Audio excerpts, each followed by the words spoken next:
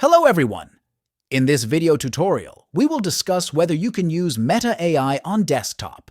So let's dive right in. The answer is yes. Meta AI offers its own web-based feature that you can use, similar to other tools like ChatGPT or Gemini. However, it does not offer this tool along with their Meta apps like Facebook, Instagram, and WhatsApp. Here is how to access Meta AI on your web browser. Simply visit www.meta.ai. The link is provided in the description.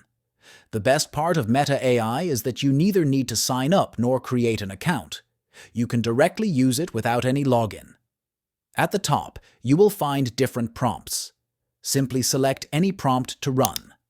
Meta will quickly respond to your prompt and provide you with the information according to your prompt. If you want to design an image, select the Imagine option from the left sidebar. Then, in the prompt field, enter your desired prompt. However, for images, you will need to sign in with your Facebook account to process. And there you have it.